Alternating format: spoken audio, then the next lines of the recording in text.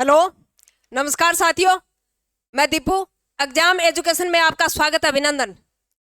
साथियों, हम केंद्र सरकार के बारे में विस्तृत चर्चा कर चुके हैं और केंद्र सरकार में हमने केंद्र सरकार के तीनों अंगों की विस्तृत चर्चा की। सबसे पहले हमने देखा कि कार्यपालिका, फिर उसके बाद में व्यवस्थापिका और उसके बाद में न्यायपालिका। अब हम चर्चा करेंगे राज्य सरकार के बारे में, और राज्य सरकार में भी तीन अंग हैं राज्य सरकार के। कौन कौन से? कार्यपालिका, व्यवस्थापिका और न्यायपालिका। वैसे केंद्र के अंदर तीन अंग है, उसी प्रकार राज्य के अंदर भी कितने अंग हैं? तीन अंग हैं। तो तीन अंग कौन कौन से?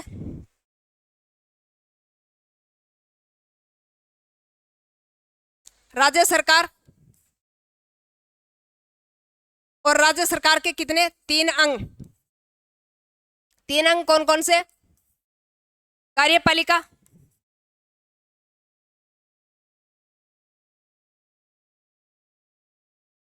विधानमंडल, या व्यवस्थापिका बोल दो, एक ही बात है, विधानमंडल। और नंबर तीन न्यायपालिका। न्यायपालिका कौन सी पालिका? न्यायपालिका।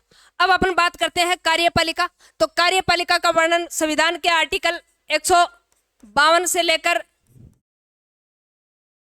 167 तक किसका वर्णन मिलता है? कार्यपालिका का वर्णन मिलता है। तो संविधान के आर्टिकल 152 से 167 तक किसका वर्णन मिलता है? कार्यपालिका का। विधानमंडल या व्यवस्थापिका का वर्णन आर्टिकल 168 से 213 तक किसका वर्णन मिलता है? विधानमंडल व्यवस्थापिका का वर्णन मिलता है। अब बात करें न्यायपालिका की, तो न्यायपालिका का वर्णन है वो संविधान के आर्टिकल 214 से 237 तक किसका वर्णन मिलता है? न्यायपालिका का वर्णन मिलता है। तो अब अपन देखेंगे कि फिर राज्य सरकार का वर्णन। तो राज्य सरकार का वर्णन आर्टिकल 152 से 237 तक किसका वर्णन मिलता है? राज्य सरकार का वर्णन मिलता है। अब कार्यपालिका क्या करेगी? कानूनों को लागू करेगी। विधानमंडल क्या बनाएगी? कानून बनाएगी। और न्यायपालिका क्या करेगी? कानूनों की समीक्षा करेगी। क्या करेगी?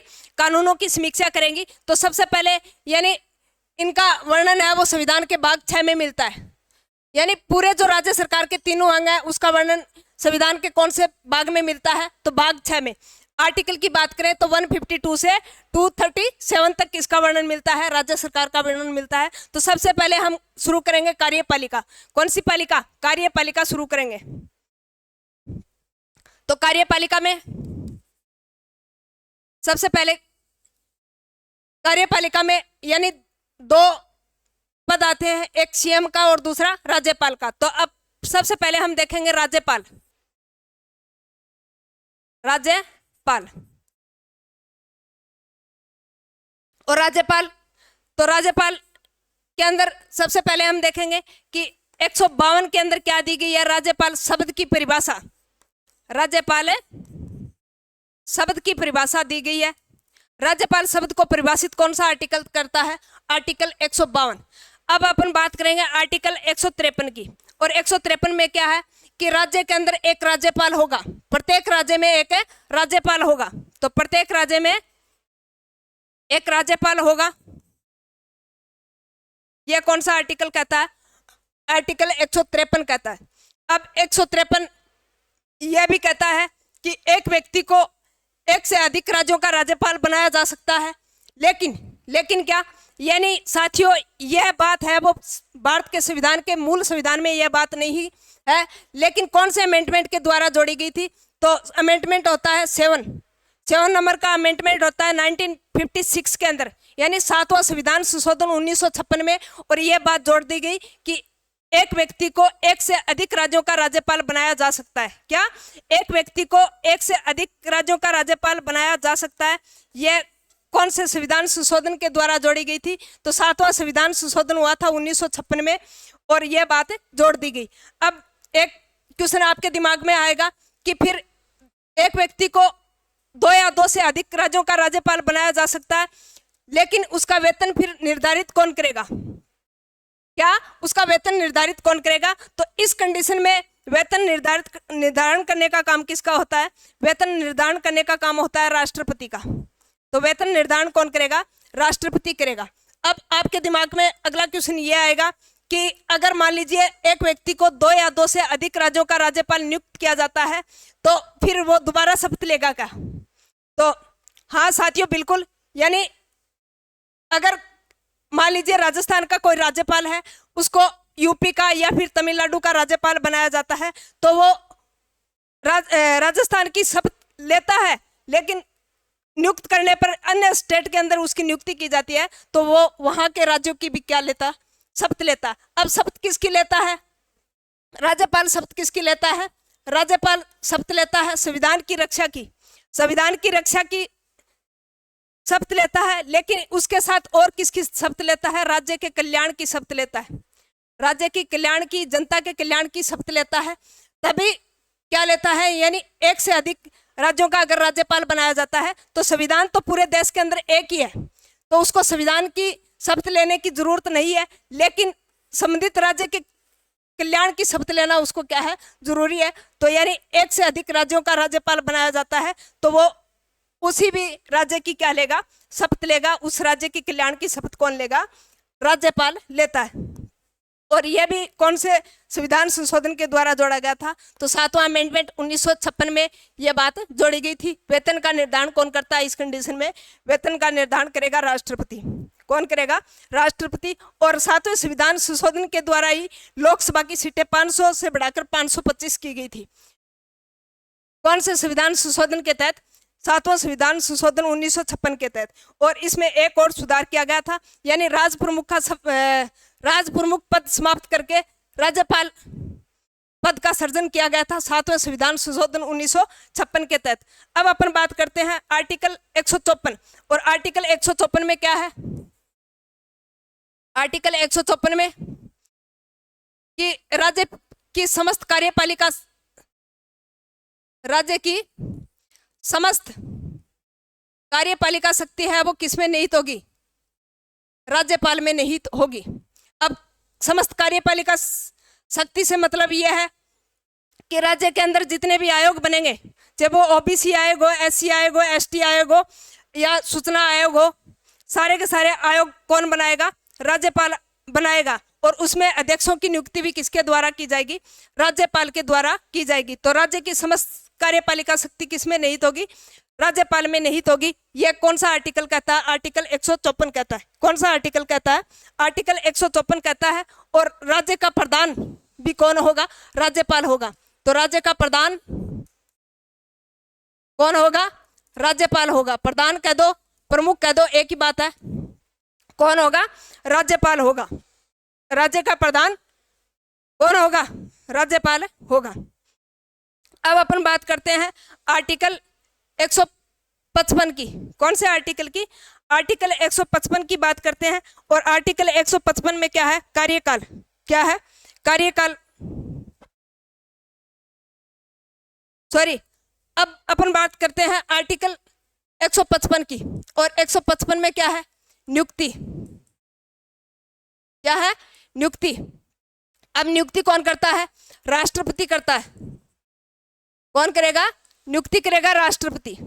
अब राष्ट्रपति नियुक्ति करेगा, लेकिन किसकी सिफारिश पे? केंद्र की मंत्रिपरिषद की सिफारिश पे। केंद्र की मंत्रिपरिषद की सिफारिश पे नियुक्ति कौन करता है? राष्ट्रपति करता है। और यही क्वेश्चन एक बार फर्स्ट ग्रेड के अंदर पूछा जा चुका है 2016 के अंदर कि राज्यपाल की नियुक्ति है वो किसके द्वारा की जाती है? केंद्र की मंत्रिपरिषद की सिफारिश पे राष्ट्रपति करेगा, प्रधानमंत्री करेगा, या फिर संबंधित राज्य की विधानमंडल करेगा? तो कौन करेगा? यानी केंद्र की मंत्रिपरिषद की सिफारिश पे कौन नियुक्त करता है? राष्ट्रपति नियुक्ति करता है। किसकी? राज्यपाल की। अगर मान लीजिए राष्ट्रपति ऑप्शन में ना हो, क्या राष्ट्रपति अगर ऑप्शन में ना हो तो फिर क्या करना है? केंद्र की मंत्रिपरिषद करना है। क्या? केंद्र की मंत्रिपरिषद करना है। और केंद्र की मंत्रिपरिषद की सिफारिश पे कौन करता है? राष्ट्रपति करता है। तो अगर राष्ट्रपति ऑप्शन में ना हो तो क्या ध्यान में रखना? केंद्र की मंत्रिपरिषद। अगर मान लीजिए राष्ट्रपति और केंद्र की मंत्रिपरिषद दोनों ही ऑप्शन में ना होकर प्रधानमंत्री है तो फिर क्या करोगे? यानी केंद्र की मंत्रिपरिषद का ही व्यक्ति कौन होता है? प्रधानमंत्री।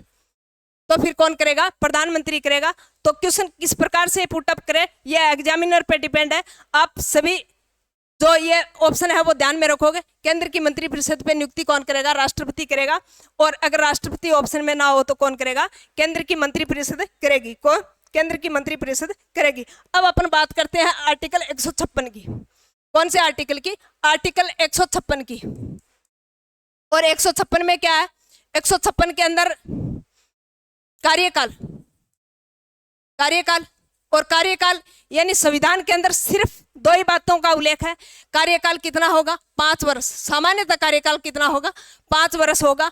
और राष्ट्रपति के प्रसाद पर्यंत, राष्ट्रपति के प्रसाद पर्यंत अपने पद पे कौन बना रहेगा? राज्यपाल रहेगा। इन दो ही बातों का उल्लेख है संविधान के अंदर। सामान्यतः कार्यकाल 5 वर्ष का होता है और राष्ट्रपति के प्रसाद पर्यंत तक कौन बना रहेगा? अपने पद पर राज्यपाल बना रहेगा। कौन? अपने पद पर राज्यपाल बना रहेगा। अब अपन बात करते हैं आर्टिकल 157 की। और आर्टिकल 157 के अंदर क्या है? योग्यता।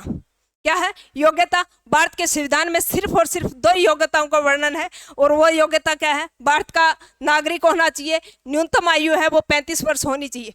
तो आर्टिकल 157 में क्या है? योग्यताएं किसकी? योग्यताएं किसकी है? राज्यपाल की। भारत का नागरिक होना चाहिए। और यही वर्तमान में यह आर्टिकल है वो विवादास्पद चल रहा है। भारत का नागरिक होना चाहिए।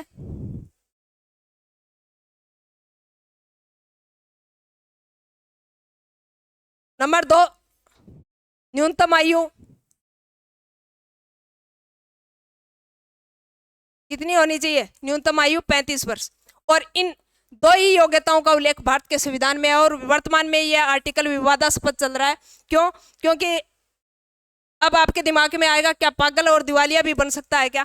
तो संविधान के अंदर इस तरह की योग्यता का उल्लेख नहीं है। राज्यपाल के अंदर इसमें सिर्फ दो ही योग्यता है कि भारत का नागरिक होना चाहिए और न्यूनतम आयु है वो 35 वर्ष होनी चाहिए। क्या? न्यूनतम आयु है वो 35 वर्ष होनी चाहिए। अब अपन बात करते हैं आर्टिकल 158 की। और आर्टिकल 158 में राज्यपाल की शर्तें। आर्टिकल 158 राज्यपाल की शर्तें। और राज्यपाल की शर्तों में क्या है? यानी संसद व विधानमंडल का सदस्य नहीं होना चाहिए। संसद व विधानमंडल का सदस्य नहीं होना चाहिए। कौन? राज्यपाल। अगर मान लीजिए है भी, यानी संसद या विधानमंडल का सदस्य है भी, तो अपने पद ग्रहण करने की तिथि से कौन सा पद रिक्त माना जाएगा? स्वतः ही संसद व विधानमंडल का पद रिक्त माना जाएगा। और वही व्यक्ति क्या बन सकता है? राज्यपाल बन सकता है। तो संसद या विधानमंडल का क्या नहीं होना चाहिए? सदस्य नहीं होना चाहिए। क्या? संसद व विधानमंडल का सदस्य नहीं होना चाहिए। यह शर्तें हैं वो राज्यपाल के लिए हैं कि बस संसद व विधानमंडल का सदस्य नहीं होना चाहिए। नंबर 2 बात, यानी पद पर रहते हुए इसके वेतन भत्तों में किसी भी प्रकार की कटौती नहीं की जा सकती। तो पद पर रहते हुए वेतन भत्तों में क्या नहीं की जा सकती? कटौती नहीं की जा सकती। और यह आर्टिकल कौन सा कहता है? यह बात कहता है आर्टिकल 158। और राज्यपाल का वेतन कितना है?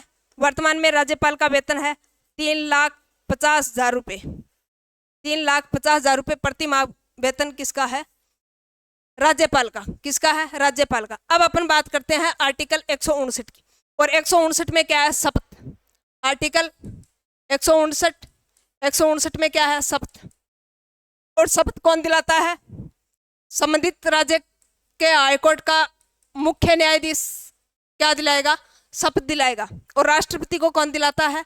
सुप्रीम कोर्ट का मुख्य न्यायाधीश राष्ट्रपति को शपथ दिलाता है। राज्यपाल को कौन दिलाएगा? हाईकोर्ट का मुख्य न्यायाधीश। वो भी यानी जिस राज्य में राज्यपाल नियुक्त किया जा रहा है उसी राज्य का जो हाईकोर्ट है उसका जो मुख्य न्यायाधीश है वो क्या दिलाएगा? शपथ दिलाएगा। और मैंने बताया यह किसकी शपथ लेता है? संविधान की रक्षा की और राज्य की कल्याण की शपथ लेता है। कौन? राज्यपाल। कौन? राज्यपाल। अब अपन बात करते हैं कि इस आयोग से संबंधित इस राज्यपाल से संबंधित कुछ आयोग हैं उसकी चर्चा करेंगे। यानी कौन कौन से आयोग के द्वारा क्या क्या सिफारिश की गई वो देखते हैं। तो अपन बात करते हैं सबसे पहले सरकारिया आयोग। सरकारिया आयोग और यह क्वेश्चन बहुत बार पूछा जा चुका है, very very important.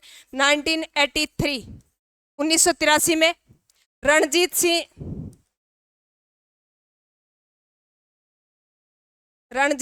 Singh Sarkaria के नेतृत्व में, रणजीत सिंह सरकारिया के नेतृत्व में कौन सा आयोग बना था? सरकारिया आयोग। कब? 1983 के अंदर। कब? 1983 के अंदर यह आयोग बना था और यह केंद्र व राज्य के मध्य संबंध स्थापित करने के लिए बनाया गया था। केंद्र व राज्य के मध्य संबंध स्थापित करने के लिए क्या बनाया गया था? यह आयोग बनाया गया था। और इस आयोग ने क्या सिफारिश की कि राज्यपाल अगर बना रहे हो तो वह उस राज्य का मूल निवासी नहीं होना चाहिए। क्या? अगर मान लीजिए आप राज्यपाल नियुक्त कर रहे हो तो वह राज्यपाल उस राज्य का मूल निवासी नहीं होना चाहिए। यह कौन सा आयोग सिफारिश करता है? यह सरकारिया आयोग सिफारिश करता है। लेकिन ऐसा संविधान में उल्लेख नहीं है। यह क्वेश्चन बहुत बार पूछा जा चुका है। कई बार तो इसकी सन पूछ ली जाती है कि सरकारिया आयोग का गठन कब किया गया? तो 1983 के अंदर। किसके नेतृत्व में? रणजीत सिंह सरकारिया के नेतृत्व में, SR सरकारिया के नेतृत्व में किस आयोग का गठन किया गया था? 1983 में सरकारिया आयोग का गठन किया गया था। अब यह क्या कहता है कि अगर मान लीजिए आप राज्यपाल नियुक्त कर रहे हो तो उस राज्य से संबंधित क्या नहीं होना चाहिए? मूल निवासी नहीं होना चाहिए, उस राज्य का मूल निवासी नहीं होना चाहिए। लेकिन यह ऐसा नहीं है कि संविधान के अंदर इसका उल्लेख है, संविधान में उल्लेख नहीं है, लेकिन यह व्यवहार में डाला गया है। क्या? व्यवहार में डाला गया है और इस परंपरा का पालन भी किया जा रहा है। लेकिन कोई न भी करे तो यानी यह संविधान के अंदर कोई उल्लंघन नहीं है। क्या? सॉरी, संविधान के अंदर कोई उल्लंघन नहीं है। तो आप कहोगे कि इसका कहीं उल्लंघन भी हुआ है क्या? बिल्कुल हुआ है। एक बार पश्चिम बंगाल के अंदर HS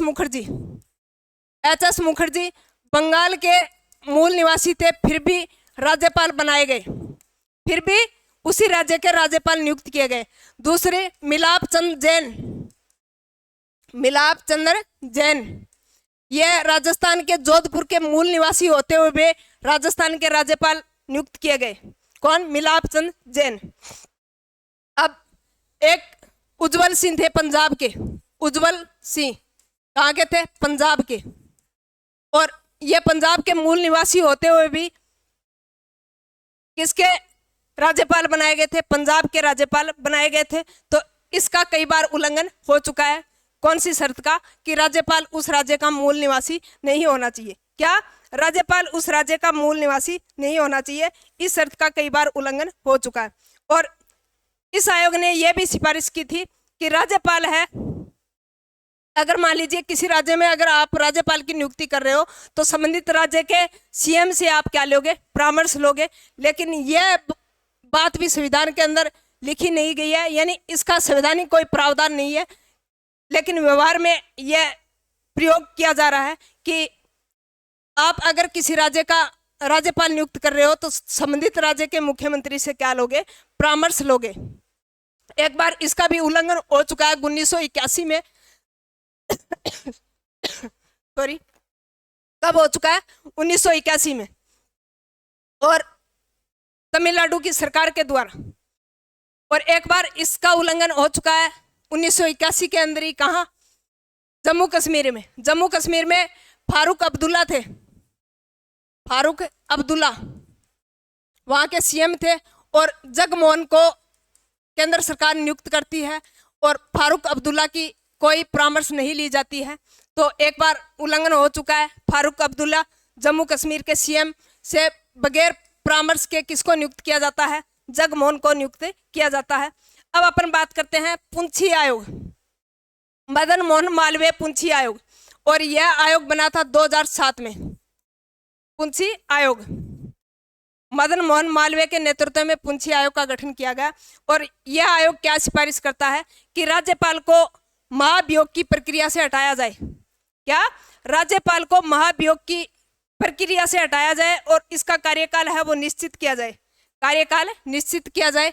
यह कौन सा आयोग कहता है? पुंछी आयोग। और यह क्वेश्चन भी बहुत बार पूछा जा चुका है कि पुंछी आयोग का गठन कब किया गया? तो 2007 के अंदर। कब है? 2007 के अंदर पुंछी आयोग का गठन किया गया था। सिफारिश क्या थी? महाभियोग की प्रक्रिया से किसको हटाया जाए? राज्यपाल को हटाया जाए और राज्यपाल का कार्यकाल है वो निश्चित किया जाए। यह कौन सा आयोग कहता है? पुंछी आयोग कहता है। अब अपन बात करते हैं राजमनार आयोग की। कौन से आयोग की? राजमनार आयोग की बात करते हैं। और राजमनार आयोग तमिलनाडु सरकार के द्वारा गठित किया गया था। किसके द्वारा? तमिलनाडु सरकार के द्वारा गठित किया गया था। और तमिलनाडु सरकार में राजमनार आयोग में क्या कहा?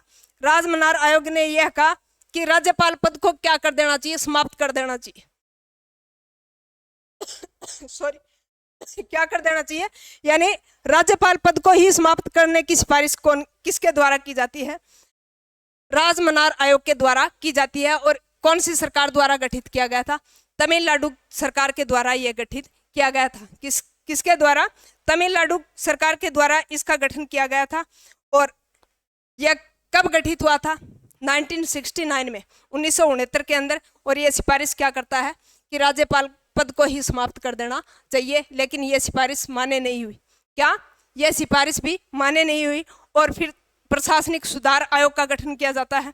और प्रशासनिक सुधार आयोग, दो आयोग आते हैं, प्रशासनिक सुधार आयोग फर्स्ट और प्रशासनिक सुधार आयोग सेकंड। प्रशासनिक सुधार आयोग के अंदर कि यह कहा गया कि एक व्यक्ति को एक ही बार राज्यपाल बनाया जाना चाहिए। लेकिन ऐसा संविधान के अंदर कोई प्रावधान नहीं है और यह बात भी मान्य नहीं की जाती है वर्तमान के अंदर। यानी ऐसा कोई प्रावधान नहीं है कि एक व्यक्ति को एक ही बार राज्यपाल बनाया जाए। यह प्रशासनिक सुधार आयोग की रिपोर्ट थी। फिर द्वितीय प्रशासनिक सुधार मोरारजी देसाई के द्वारा बनाया गया। और उसमें यह कहा गया कि जो राज्यपाल है उसकी नियुक्ति कॉलेजियम सिस्टम से की जानी चाहिए। कॉलेजियम सिस्टम से की जानी चाहिए। कौन सा सुधार आयोग कहता है? द्वितीय प्रशासनिक सुधार आयोग। लेकिन वर्तमान में यह भी मान्य नहीं है। जिस तरह नियुक्ति हो रही है पहले से, वैसे ही वर्तमान में नियुक्ति किसकी की जा रही है? राज्यपाल की नियुक्ति की जा रही है। किसकी नियुक्ति की जा रही है? राज्यपाल की नियुक्ति की जा रही है। तो यह आप ध्यान में रखोगे। अब अपन नेक्स्ट सेशन में पढ़ेंगे राज्यपाल से संबंधित शक्तियां। उसमें राज्यपाल के पास कौन सी व्यावसायिक शक्तियां होती है, कौन सी न्यायिक शक्तियां होती है, कौन सी व्यवस्थापिका शक्तियां होती है, उसकी चर्चा करेंगे हम नेक्स्ट सेशन में। और मिलते हैं नेक्स्ट सेशन में राज्यपाल की शक्तियों के साथ। तब तक के लिए जय हिंद, जय भारत।